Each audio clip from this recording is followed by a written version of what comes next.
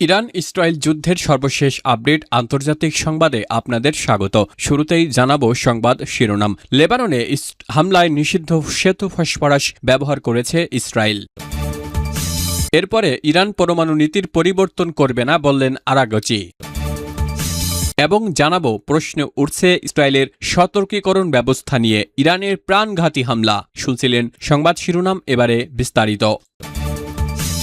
লেবাননে হামলায় নিষিদ্ধ সেতু ফসফরাস ব্যবহার করেছে ইসরায়েল। লেবাননের দক্ষিণ সীমান্তে স্থল অভিযান শুরু করার ঠিক আগে বেসামরিক এলাকায় ভয়াবহ ও নিষিদ্ধ রাসায়নিক উপাদান সেতু ফসফরাস নিক্ষেপ করেছে ইসরায়েলি বিমান বাহিনী। রোববার রাতে দক্ষিণ লেবাননের খিয়াম শহরে এই হামলা চালানো হয়, যার ভিডিও চিত্র ইতিমধ্যে সামাজিক যোগাযোগ মাধ্যমে ছড়িয়ে পড়েছে এবং নোভারা মিডিয়া এর সত্যতা যাচাই করেছে। আন্তর্জাতিক মানবাধিকার সংস্থা হিউম্যান রাইটস ওয়াচ এর আগে গত ৩ মার্চ লেবাননের বেসামরিক নাগরিকদের উপর ইসরায়েল কর্তৃক এই ক্ষয়কারী রাসায়নিক ব্যবহারের অভিযোগ তুলেছিল। সোমবার সকালে ইসরায়েলি সামরিক বাহিনী হিজবুল্লাহর বিরুদ্ধে সীমিত ও লক্ষ্যভেদী স্থল অভিযান শুরু করার ঘোষণা দেওয়ার কয়েক ঘণ্টা আগেই এই ঘটনাটি ঘটে। সেতু ফসফরাস একটি অত্যন্ত ধার্য ও ক্ষয়কারী রাসায়নিক উপাদান, যা অক্সিজেন বা বাতাসের সংস্পর্শে আসা মাত্র জ্বলে ওঠে এবং মানুষের টিস্যু সহ যে কোনো বস্তুকে মারাত্মকভাবে পুড়িয়ে ফেলে। আন্তর্জাতিক আইন অনুযায়ী জনবহুল বা বেসামরিক এলাকায় এর আক্রমণাত্মক ব্যবহার সম্পূর্ণ অবৈধ এবং যুদ্ধ অপরাধ হিসেবে গণ্য করা হয়। HRW এর লেবাননে বিষয়ক গবেষক রামজি কাইস সতর্ক করে বলেছেন যে আবাসিক এলাকায় সেতু ফসফরাসের এই বেআইনি ব্যবহার বেসামরিক নাগরিকদের জন্য ভয়াবহ পরিণতি বয়ে আনবে। এর ফলে মানুষের মৃত্যু হতে পারে অথবা এমন নৃশংস জখম হতে পারে যার যন্ত্রণা সারা জীবন বয়ে বেড়াতে হবে। নোভারা মিডিয়ার ভৌগোলিক বিশ্লেষণে দেখা গেছে বিস্ফোরণটি খিয়াম নামক একটি ছোট শহরে ঘটেছে, যা কৌশলগতভাবে হিজবুল্লাহর একটি শক্তিশালী ঘাঁটি হিসেবে পরিচিত।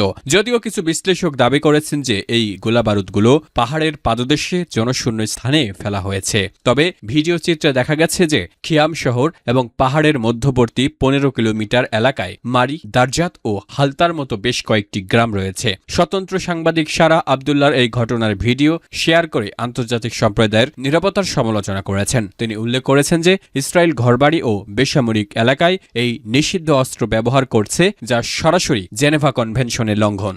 ইরান পরমাণু নীতির পরিবর্তন করবে না বলছে আরাগচি। পরমাণু অস্ত্র তৈরির বিরুদ্ধে ইরানের দীর্ঘদিনের অবস্থান ও নীতিতে আপাতত বড় ধরনের কোনো পরিবর্তনের সম্ভাবনা নেই বলে জানিয়েছেন দেশটির পররাষ্ট্রমন্ত্রী আব্বাস আরাগচি। কাতার ভিত্তিক সংবাদ মাধ্যম আল জাজিরাকে দেওয়া এক সাক্ষাৎকারে তিনি উল্লেখ করেন, পারমাণবিক কর্মসূচি নিয়ে তেহরানের বর্তমান অবস্থান বজায় থাকার জোরালো সম্ভাবনা রয়েছে।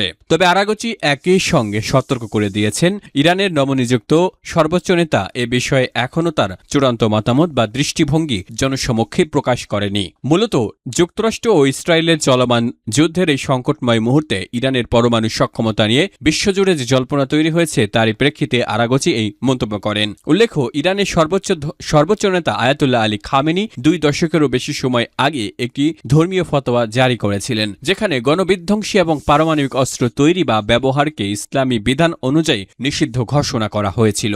সম্প্রতি যুক্তরাষ্ট্র ও ইসরায়েলি যৌথ বাহিনীর বিমান হামলায় আলী খামেনি নিহত হওয়ার পর তার সেই ফতোয়া বা নীতি বহাল থাকবে কিনা তা নিয়ে আন্তর্জাতিক মহলে নানা প্রশ্ন দেখা দেয়। পশ্চিমা দেশগুলো, বিশেষ করে যুক্তরাষ্ট্র ও ইসরায়েল, দীর্ঘ বছর ধরে তেহরানের বিরুদ্ধে গোপনে পারমাণবিক অস্ত্র তৈরির চেষ্টার অভিযোগ করে আসলেও ইরান বরাবরই দাবি করে আসছে যে তাদের এই কর্মসূচি সম্পূর্ণ শান্তিপূর্ণ ও বেসামরিক প্রয়োজনে পরিচালিত হচ্ছে। পররাষ্ট্রমন্ত্রী আব্বাস আরাগচি তার সাক্ষাৎকারে আরও স্পষ্ট করেন, ইসলামী আইন অনুযায়ী ফতোয়া বা ধর্মীয় ডিক্রি মূলত প্রদানকারী ফকিহ বা আইনবিদদের নিজস্ব ব্যাখ্যার উপর নির্ভর করে। এই প্রসঙ্গে তিনি ইরানের বর্তমান ও নতুন সর্বোচ্চ নেতা মোস্তফা খামেনির কথা উল্লেখ করেন।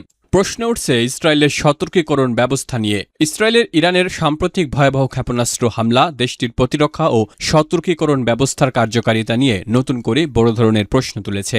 গতরাতে ইরান থেকে সিটকানো ক্লাস্টার মিউনিশন ও ক্ষেপণাস্ত্র হামলার কারণে ইসরায়েল জুড়ে চরম আতঙ্ক ছড়িয়ে পড়ে।